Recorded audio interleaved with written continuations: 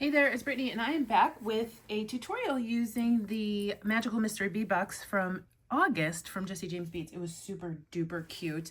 Very Southwestern cowgirl theme. I immediately fell in love with this connector, so I wanted to make a bracelet with that, but I think we're also going to make a quick necklace because I love these little connector flowers. They were made to look like denim. So I'm going to be using probably this rodeo chain today. Some of the crystals in here, some of the beads in the saddle up mix, and some metal beads, and absolutely going to be using this strand. I really loved just how they did this with the frame bead and that little silver cross in there. I'm going to use that on the bracelet, and then I have some filler from Into the Sunset because I really like the hearts, and I don't know, it's just such a cute thing, and maybe it will make the Cactus Farm charms into something, but I'm not promising on those. So let's start with our bracelet, and then we'll move into the necklace. The necklace is going to be made with the rose. Okay, so let's open up our strand.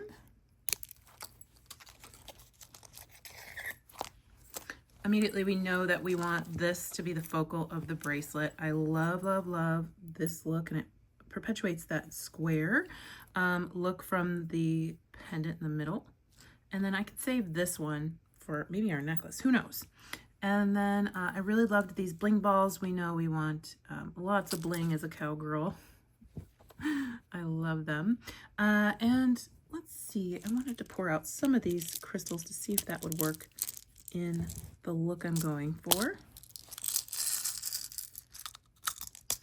And it does, because I really like this blue, this dusty blue that was in there. So I'm going to pull out some of those crystals.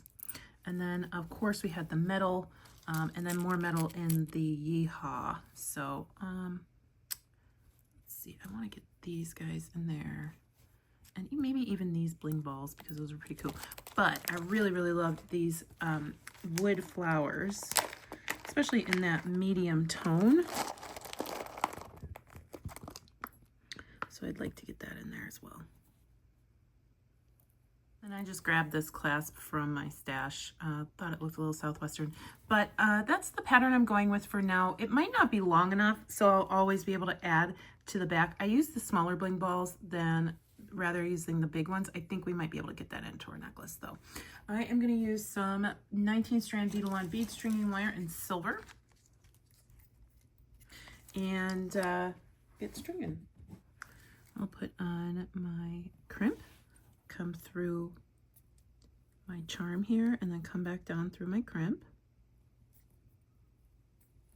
Put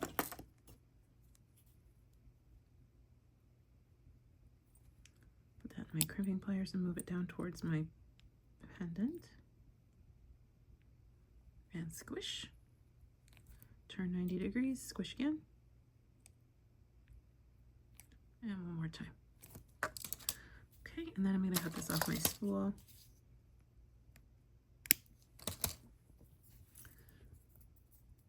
And I am going to put on my beads in the order that I arranged them.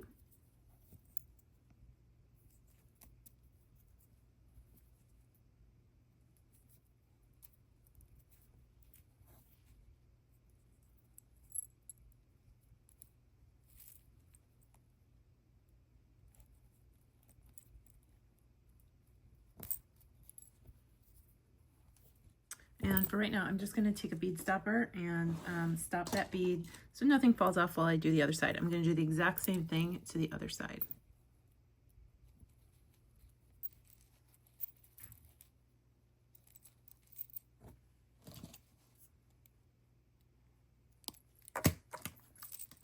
Okay, I cannot use this bead on the other end because the drill didn't go all the way through it, but that's okay. I'll just make it, nobody's gonna see the back of my bracelet. I'll just put on these little flowers instead, and then I'll just change that one out on that side. Or I could just leave it, it doesn't really matter. And that's just about the right length. So I'm gonna fade through this wire right through a couple of these beads and then trim it and then do the same thing on the other side. I do that because it looks better than having the wire cut right at the crimp bead.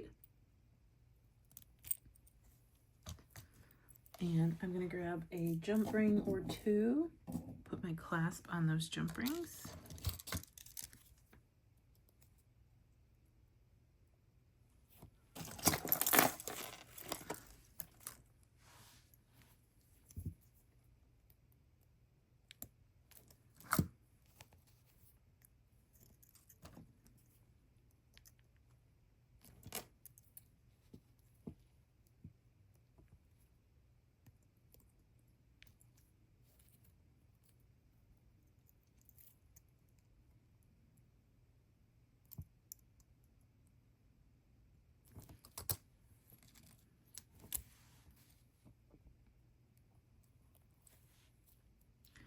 Grab half my clasp, put that on, and then come back down through that crimp.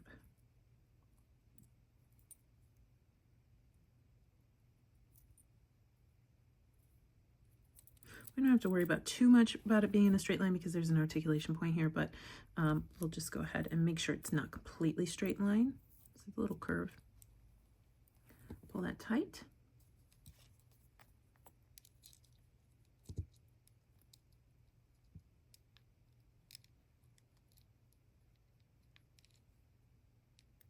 And squish.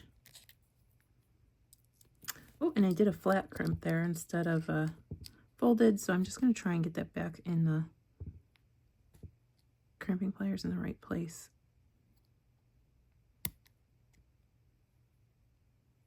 And squish. And then we'll turn, squish again, one more time. And we'll trim our wire.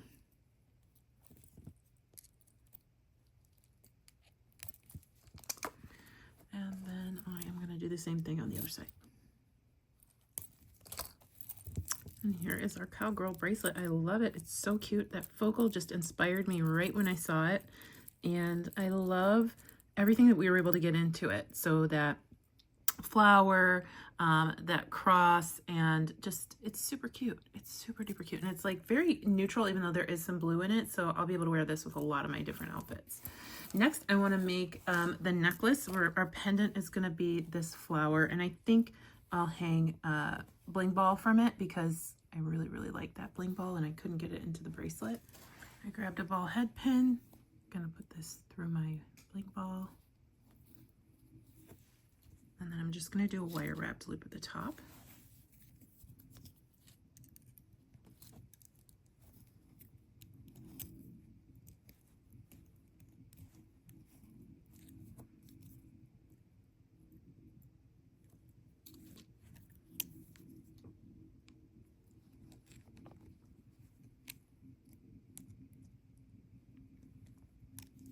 We'll trim that off. There's already a jump ring on the flower, so I'm going to open that up and put my bling ball on.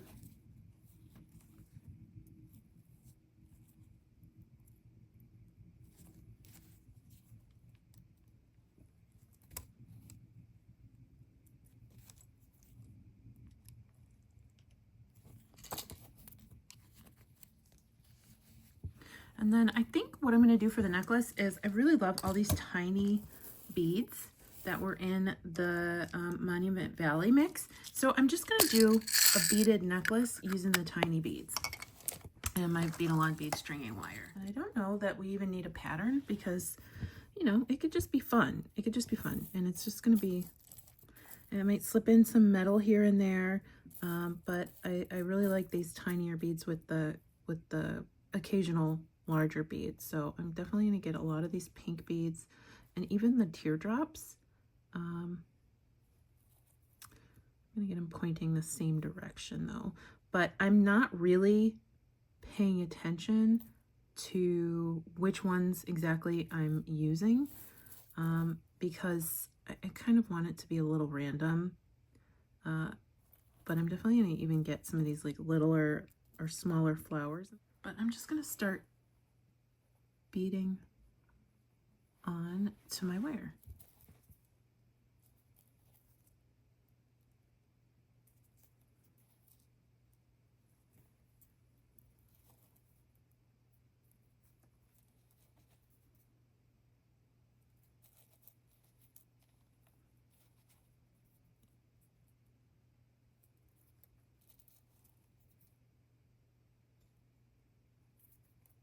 I think I'm going to even dot in a couple of these bralets.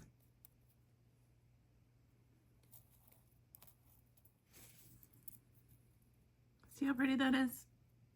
I love that.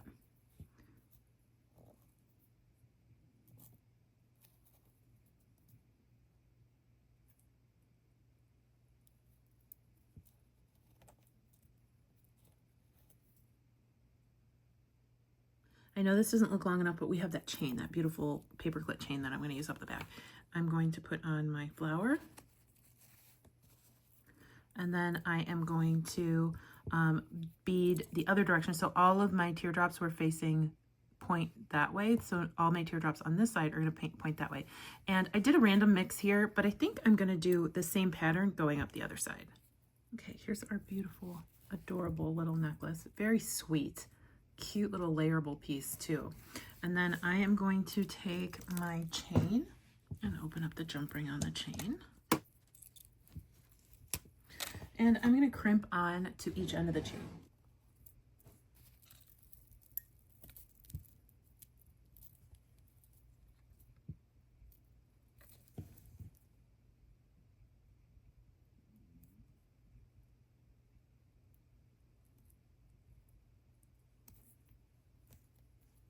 So just like our bracelet, you come through your connection point, down through your your crimp tube, and squish. Turn 90 degrees, squish, and squish. And then I'll trim this off.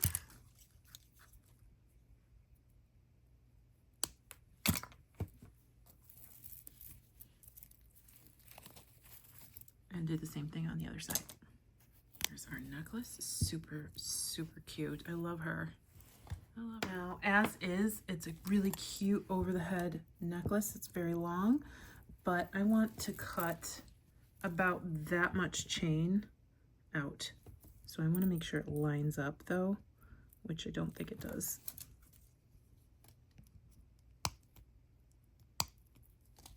And this is not stainless steel, so it'll be okay to use with your regular nippers. And then we'll just add a clasp like we did with the bracelet.